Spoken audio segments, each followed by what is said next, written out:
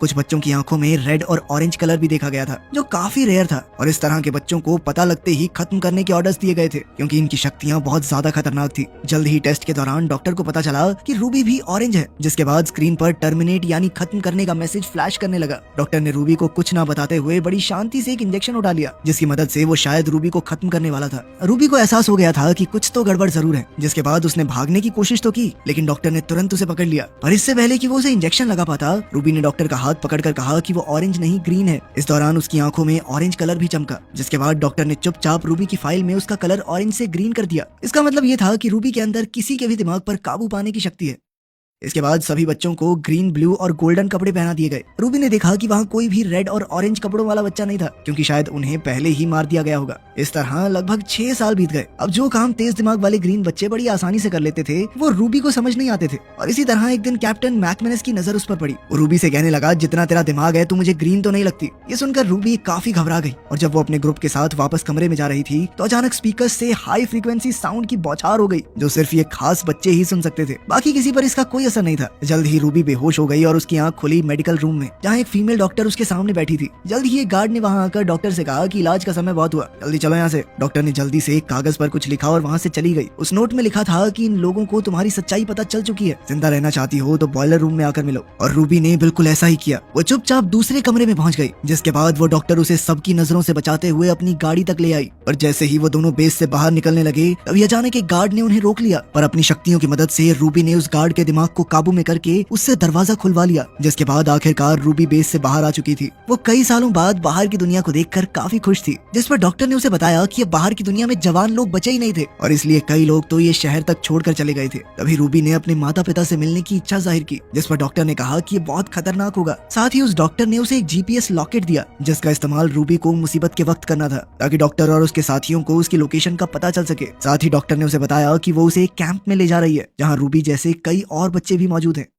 कुछ देर बाद वो डॉक्टर अपने साथी से मिली, पर जैसे ही रूबी ने उस आदमी से हाथ मिलाया, तो वो बहुत ज्यादा डर गई, क्योंकि उस आदमी के हाथ को छूते ही रूबी को एक अजीब सी विजन दिखाई दी थी, जिसमें कई सारे बच्चे भाग रहे थे। इसके बाद जब रूबी अपने कपड़े बदलने के लिए अंदर गई, तो वहाँ उसे एक और लड़की दिखाई दी, जो खुद एक गोल्डन थी। पर वो रूबी को देखते इतना ज्यादा डर गई कि उसने अचानक से रूबी के ऊपर बिजली का हमला कर दिया, और फिर वहाँ से भागकर एक वैन में छुप गई। पर इसके बावजूद भी रूबी ने उसका पीछा करके मदद की गुहार लगाई। उसकी ये बात सुनकर उस गोल्डन लड़की ने वैन का दरवाजा खोल दिया, जिसके बाद उसने रूबी को भी वैन के अंदर ही छुपा लिया। उस वक्त वैन में 2 और लोग मौजूद थे, जिनमें लियम और उसका एक दोस्त शामिल थे, जिनसे रूबी ने झूठ बोलते हुए बताया कि वो एक ग्रीन है, और इसके बावजूद भी कुछ लोग उसका पीछा कर रहे थे। उसकी ये कहानी सुनने के बाद वो लोग भी उसकी मदद के लिए तैयार हो गए, और इसी दौरान एक टीम लगातार उनका पीछा कर रही थी, और वहीं दूसरी तरफ डॉक्टर भी उनके पीछे लगी हुई थी। पर तभी लियम ने एक ब्लू आई होने की वजह से उन दोनों की गाड़ियों को तबाह कर दिया, जिसके चलते वो लोग आराम से बचकर निकल गए। कुछ देर बाद वो लोग एक सुनसान जगह पर रुके, जहाँ लियम के दोस्त को समझ नहीं आ रहा था कि आखिर रूबी एक ग्रीन होने के बावजूद ऐसे छुप छुप कर क्यों भाग रही है, क्योंकि उसके मुताबिक रूबी किसी के लिए कोई खतरा नहीं थी। पर अपनी सच्चाई को जानते हुए रूबी के पास इस सवाल का कोई जवाब नहीं था, और इसीलिए उसने इस बात पर गुस्से से जवाब दिया कि अगर तुम लोगों को मेरी मदद नहीं करनी तो जल्दी जल्दी बता दो, मैं चली जाऊंगी यहाँ से। जिस पर लियम ने उसे शांत कराते हुए बताया कि वो सभी लोग एक खास जगह जा रहे हैं, जहाँ एक ऑरेंज आंखों वाला लड़का है, जो उन सभी को सुरक्षित रख सकता है, और अगर रूबी चाहे तो वो भी उनके साथ आ सकती है। ये सुनते ही रूबी तुरंत ही इसके लिए तैयार हो गई। रास्ते में रूबी ने लियम से पूछा कि आखिर वो बेस से क्यों भागे हैं, जिस पर लियम ने उसे बताया कि असल में उन सभी पर अजीब अजीब से एक्सपेरिमेंट्स किए जाते थे, जिसके जरिए सरकार उन सभी बच्चों की एक आर्मी बनाना चाहती है, जिसका इस्तेमाल दुश्मनों के खिलाफ किया जा सके। और इन्हीं सब चीजों के चलते उन सभी ने बेस से भागने का प्लान किया था। उधर उस डॉक्टर को भी पकड़ लिया गया था, जिसने रूबी को ग्रीन होने का सर्टिफिकेट दिया था, और थोड़ी पूछताछ के बाद उसे मार दिया गया। उसी रात सोते हुए अनजाने में रूबी का हाथ लियम के हाथ से टकरा गया, जिसके बाद उसे लियम की सभी यादें दिखाई दे रही थी कि कैसे उसने बेस से भागते हुए कई सारे बच्चों को बचाने की कोशिश की थी, लेकिन वो इसमें नाकामयाब हो गया था। अगली सुबह उस गोल्डन लड़की ने रूबी को एक लाल ड्रेस दी, जिसमें वो बहुत ही खूबसूरत लग रही थी। इसके बाद वो सभी लोग दोबारा वैन में बैठकर अपनी मंजिल की ओर निकल गए, जहाँ रास्ते में प्रेसिडेंट के बेटे की एक रिकॉर्डिंग चल रही थी, जिसमें वो कह रहे थे कि अगर मैं ठीक हो सकता हूँ तो तुम क्यों नहीं।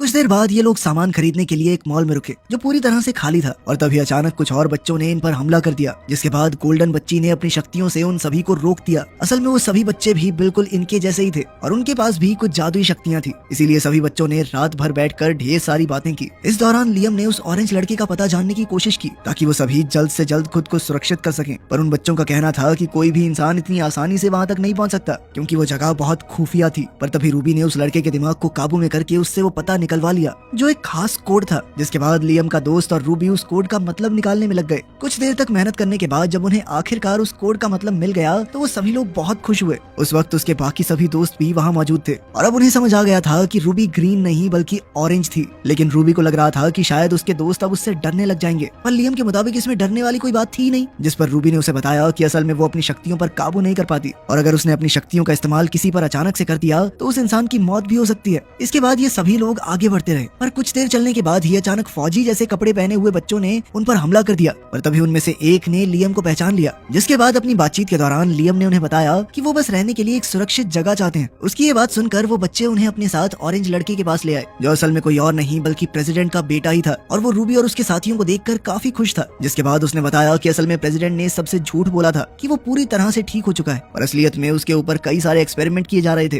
और जब कोई भी एक्सपेरिमेंट सही नहीं चला तो सरकार ने कैंप बनाकर बच्चों को वहाँ रखना शुरू कर दिया। साथ ही उसने रूबी से वादा भी किया कि वो उसे अपनी शक्तियों का इस्तेमाल करना सिखाएगा। इसके बाद रूबी ने धीरे धीरे अपनी शक्तियों को जानना शुरू किया और अब वो उन पर काबू पाना भी सीख रही थी कि तभी एक दिन जब वो बहुत ज्यादा उदास थी तो वो ऑरेंज लड़का उससे मिलने के लिए आया और उसने रूबी से कहा कि सिर्फ एक ऑरेंज ही दूसरे ऑरेंज को समझ सकता है और ये कहते ही उसने रूबी का हाथ पकड़ लिया। पर ठीक उसी वक्त लियम ने उन दोनों को देख लिया जो उसे बिल्कुल पसंद नहीं आया। इधर रूबी का हाथ पकड़कर वो लड़का उसकी सभी यादों को देख पा रहा था, जिसके जरिए उसे पता चला कि आखिर उस रात रूबी के साथ क्या हुआ था। असल में जब रूबी रात को अपने माता पिता के पास गई तो उसने अनजाने में उनका हाथ पकड़कर उनकी सारी यादें मिटा दी थी, जिसके चलते वो दोनों उसे भी भूल गए। पर ये सब देखकर वो ऑरेंज लड़का बहुत ज्यादा हैरान था क्योंकि ये सब करना तो उसे तक नहीं आता था और अब वो रूबी से ये सब सीखना चाहता था। लेकिन रूबी ने बताया कि वो खुद भी नहीं जानती कि वो ये सब कैसे कर पाती है। कुछ देर बाद जब वो कमरे से बाहर निकली तो उसकी मुलाकात लियम से हुई, जो उससे काफी नाराज था और उसका कहना था कि वो जानता है कि उन दोनों के बीच क्या चल रहा है। रूबी ने उसे समझाने की कोशिश की कि वो गलत समझ रहा है और साथ ही उसका कहना था कि वो दोनों चाहकर भी कभी पास नहीं आ सकते क्योंकि उसे डर था कि वो लियम के साथ भी वही ना कर दे जो उसने अपने माता पिता के साथ किया था।